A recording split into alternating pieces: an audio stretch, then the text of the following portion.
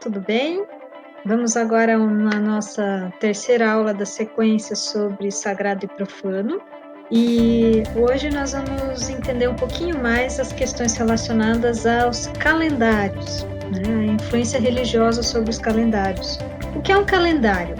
Como apareceu o calendário? O que os calendários têm a ver com as religiões? Vocês saberiam me dizer?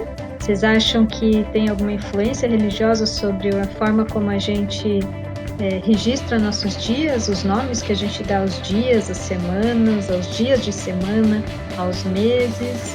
Então vamos ver sobre isso hoje. As tradições religiosas geralmente têm datas importantes comemoradas nas festas. Muitas comemorações estão narradas nos seus textos sagrados, o que evidencia a importância da temporalidade nas mais diversas tradições religiosas. A temporalidade sagrada se manifesta também no calendário, que se remete aos ritos e às festas. Outra maneira de estudar o tema é através dos diversos mitos da criação, onde encontramos uma das formas de entender a origem das coisas. Podemos citar como exemplo o mito da criação judaico-cristã e o mito da criação de origem africana. A temporalidade pode ser percebida e comemorada também através dos ritos de passagem ligados ao ciclo vital, que são realizados no nascimento, nos momentos importantes da vida e morte de lideranças e fundadores das tradições religiosas. Também são celebradas as passagens das estações, a virada de ano, a colheita, o plantio, entre outros tantos momentos. Então, nós já vemos aqui uma série de coisinhas, uma série de elementos que fazem parte do modo como a gente organiza nossos calendários. Vamos ver aqui alguns momentos importantes ligados ao tempo passado nas tradições religiosas. Olha só quantas festas nós temos de diversas religiões diferentes que fazem parte das determinações dos nossos calendários. No cristianismo nós temos o Natal, o Ano Novo, a Páscoa, a Ascensão de Cristo, o Corpus Christi, Finados, entre outros. Para título de curiosidade de vocês, algumas dessas festividades aconteceram e surgiram, vieram a fazer parte do cristianismo na medida que houve uma expansão do cristianismo sobre outras culturas, sobre outras crenças, né? E uma das estratégias de conversão em massa dessas culturas era o sincretismo religioso. Então, alguns dos elementos que fazem parte dessas festas são elementos que a gente importou de outras crenças para esse momento. No hinduísmo, nós temos outras influências, né, outras datas festivas que fazem parte do calendário.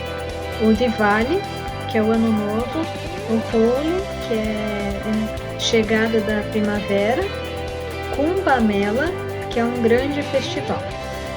No judaísmo nós temos o Rosh Hashanah, que é o Ano Novo, Shavuot, ou Pentecostes, que é a festa das colheitas, o Pessah, ou Páscoa, é registrado ali como êxodo ou a saída do Egito, a saída do povo do período de escravidão no Egito. A tradição afro vai ter Iemanjá, que é a celebração de Ano Novo, e a Páscoa da Umbanda. No Islã nós temos o Eid ul-Adha, que acontece no 10º dia de Dhul-Hijjah, último mês do ano. Ramadã, que é o mês sagrado. Na tradição indígena nós temos o Kikikoi, que é o ritual caingangue realizado entre os meses de abril e junho, festa da vida além da morte. No povo inca nós temos Inti, o deus sol, comemorado no final do inverno. E no budismo nós temos o aniversário de Buda, que é o Hanamatsuri, Rambutsue, e o dia de Ano Novo, que é o Shushoe. Nós vamos ter uma atividade, então, daqui a pouquinho, lá no Google Classroom. Nós vamos ter uma atividade depois desse vídeo para vocês fazerem lá no formato documentos Google, está lá em anexo no Classroom. Calendário, sistema de medição do tempo. Cada pessoa pode contar e também perceber o tempo de maneiras diferentes. Os calendários são formas organizadas de registros da passagem do tempo que tem como finalidade estabelecer um sistema de contagem do tempo comum e compreensível a todos. Os calendários podem ser compreendidos como um sistema que organiza o tempo na vida civil, nas obrigações religiosas e marcação de eventos científicos. De acordo com as origens astronômicas, o calendário possui unidades de dias, meses e anos, além das semanas. Os calendários relacionados à inspiração religiosa, ou seja, que estão ligados a uma cosmologia, geralmente recaem sobre a origem do universo ou o nascimento de um agente divino. As primeiras civilizações humanas, desde quando passaram a se organizar e compartilhar da vida em sociedade, procuraram estabelecer critérios próprios para medir o tempo. Assim, podemos dizer que existiram tantos calendários na história da humanidade que seria impossível lembrá-los nesse texto. Para as primeiras civilizações, a contagem do tempo e a organização dos calendários era tão importante como é atualmente, pois disso dependia a própria organização enquanto sociedade. Porém, diferente da atualidade, a importância dessa contagem não estava essencialmente voltada à questão econômica. A contagem criteriosa do tempo tinha um sentido mais sagrado e mitológico. Alguns textos sagrados podem ajudar a compreender essa relação. No primeiro livro da Bíblia, o livro sagrado da tradição judaico-cristã, conhecido como Gênesis, encontramos a descrição dos 6 dias da criação do mundo. No quarto dia, quando Deus criou as 3 categorias de astros, o Sol, estrelas e Lua, foi instituído a esses a missão de iluminar a terra, distinguir o dia da noite e marcar as porções do tempo. O Corão, livro sagrado dos muçulmanos, descreve que Alá criou também a Lua e se tornou um astro útil para que as pessoas pudessem conhecer o número dos anos e a medida do tempo. A partir desses exemplos, podemos lembrar que o Sol e a Lua, os astros mais presentes durante a evolução da humanidade, foram as grandes referências para a construção dos sistemas de medição do tempo. Temos, portanto, basicamente 2 tipos de calendário: o solar e o lunar. No entanto, os dois padecem de um problema que acompanhou todas as outras tentativas de se medir com precisão o tempo: a incomensurabilidade. Que palavrão enorme, né? Vamos ver o que significa? Incomensurabilidade vem da palavra incomensurável, que vem lá do termo matemático que significa o seguinte: cuja relação não pode ser expressa por um número inteiro ou fracionário, diz-se de relação de grandezas.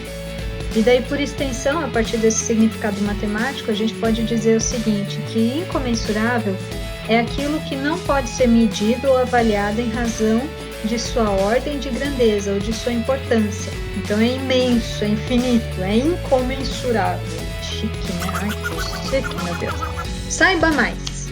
O tempo cíclico é aquele em que o fim é sempre um novo começo. Por exemplo, na cultura hindu, na qual a reencarnação é uma crença religiosa, o tempo é cíclico, pois a morte significa uma nova vida.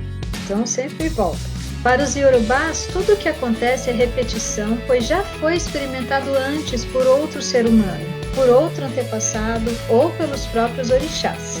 E no tempo linear, Marinha, é aquele que acredita em um único início para o mundo, o universo e a história, e em um único final.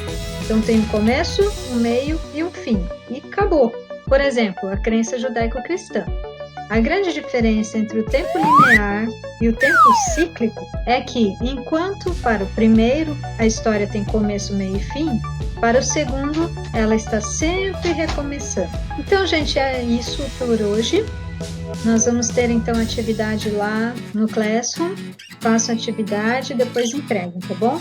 Qualquer dúvida podem me procurar no WhatsApp ou então deixe aqui registrado nos comentários as suas perguntas que assim que eu puder eu respondo, ok? Um beijo e bons estudos!